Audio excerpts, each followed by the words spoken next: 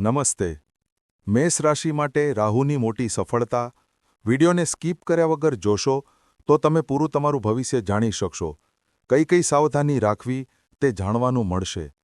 3 September 2025ના રોજ રાહુ મહારાજ તમારા ભાગ્યને કેવી રીતે ખોલશે અને કઈ સાવચેતી રાખવી જોઈએ.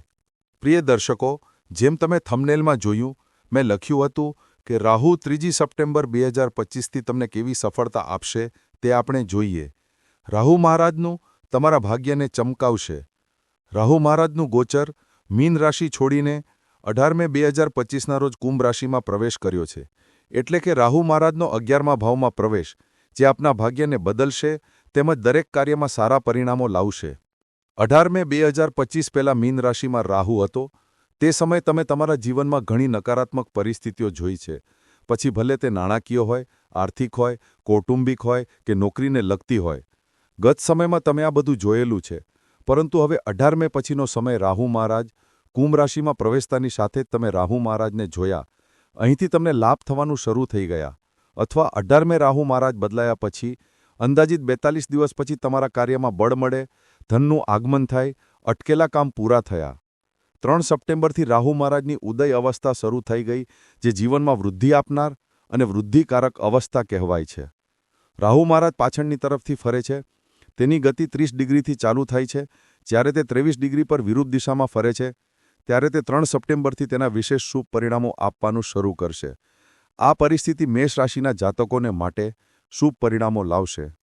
જો કે રાહુ મહારાજની સ્થિતિ મેષ રાશિ માટે કેવા પ્રકારના મોટા ફેરફારો લાવી રહી છે તે જાણીએ. તમારા જીવનમાં એક નવો વળાંક, નવો ઉત્સાહ અને એક નવું મોટું પરિવર્તન આવશે. કળિયુગના રાજા રાહુ મહારાજ આ સમય દરમિયાન તમને લાભ આપશે. તમારામાં જાગૃતિ આવશે. તમારી કુશળતા દ્વારા તમે તમારી ઈચ્છાઓને પૂર્ણ કરશો.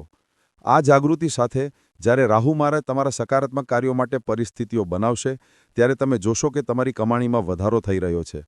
પરિસ્થિતિ બદલાઈ રહી છે. તમારા પ્રયત્નોમાં તમે સફળ થશો. ઈચ્છા પૂર્ણ થશે. રાહુ મહારાજ પોતે તમારી ઈચ્છાઓ પૂર્ણ કરવાની જવાબદારી લે છે. સ્વાસ્થ્ય સંબંધિત પીડા થશે તો ભાઈ બહેન તમને મદદ કરશે. જો તમને વારંવાર નકારાત્મક વિચારો આવી રહ્યા હોય અને જો તમને સ્વાસ્થ્ય સમસ્યાઓનો અનુભવ થઈ રહ્યો હોય તો આ વાત પર ધ્યાન આપો. 3 સપ્ટેમ્બર પછી તમારા સ્વાસ્થ્યનો દૃષ્ટિકોણ વધુ સકારાત્મક બનશે. આ સાથે ઉર્જાવાન દૃષ્ટિકોણ તમને તમારી ઈચ્છાઓ પૂર્ણ કરવાની ક્ષમતા પ્રદાન કરશે. ગુરુ ગ્રહની જેમ રાહુ મહારાજના પણ 3 સ્થાન ઉપર દૃષ્ટિ કરે છે. જ્યાંથી તે બેસે છે ત્યાંથી તે 5મા ભાવને જુએ છે. આ રીતે તે 7મા ભાવ અને 9મા ભાવને પણ જુએ છે. ચાલો એક પછી એક સમજીએ કે 5મા ભાવમાં તમારા માટે કેવા પરિણામો આપશે તે જોઈએ. હવે ભાવ પ્રમાણે 1, 2, 3, 4 અને આ 5મો ભાવ. આ સ્થાનને શૌર્યનું ઘર ગણવામાં આવે છે. તેથી જેમ મેં તમને કહ્યું હતું કે એક નવો ઉત્સાહ અને ઈચ્છા જાગૃત કરશે અને તમને શૌર્ય કરવાની ક્ષમતા પ્રદાન કરશે. સકારાત્મક દૃષ્ટિકોણ વધશે. વિદેશ યાત્રાઓમાં સફળતાઓ મળશે. એક્સપોર્ટ ઇમ્પોર્ટના ધંધામાં ખૂબ સારી તકો ઊભી થશે. રાહુ મહારાજની 7મી દ્રષ્ટિ આ જ્ઞાનનું સ્થાન છે. આ બુદ્ધિ અને હોશિયારીનું સ્થાન છે. આ તમારા પેટનું સ્થાન છે. આ તમારી યાદશક્તિની તીક્ષ્ણતાનું સ્થાન છે. આ પ્રેમ સંબંધનું સ્થાન છે. આ સ્થાનમાં સકારાત્મક દ્રષ્ટિની દ્રષ્ટિ આપશે ત્યારે તમારે અણધાર્યા લાભ વિશે વાત કરવી જોઈએ. પરંતુ રાહુ મહારાજ અહીંથી જુગાર, સટ્ટા, લોટરી, શેરબજારમાં તમને ખૂબ સારો નફો આપશે. સાથે સાથે કંઈક એવો અણધાર્યો લાભ જેના વિશે તમે કદાચ વિચાર્યું પણ નહીં હોય. તમે ક્યાંક રોકાણ કર્યું હશે તો તમારા માટે ખૂબ જ સારી તક હવે આવી છે. વિદ્યાર્થીઓને માટે સ્પર્ધાઓમાં સફળ થવાશે. હવે 7મા ભાવ પર આવે છે. આ ભાવમાંથી જોતા જે દૈનિક રોજગારનું સ્થાન છે, આ જીવનસાથી અને ભાગીદારીનું સ્થાન છે. જો તમે ભાગીદારીમાં કોઈ કાર્ય કરો છો તો એ સારી સફળતાની શક્યતા ઊભી કરશો. પહેલાં સારું જ હતું, પણ હવેથી લગ્ન જીવન ખૂબ જ મધુર બનશે. આ સાથે તમારી દૈનિક રોજગાર પરિસ્થિતિઓમાં કારક સ્થિતિના લાભોમાં વધારો થશે. આ વર્ષના 3 સપ્ટેમ્બરથી શરૂ થતા 4 મહિના અને આગામી વર્ષ દરમિયાન તમારા હાથમાં પ્રવૃત્તિનું એક ખૂબ જ સુંદર સંયોજન રહેશે.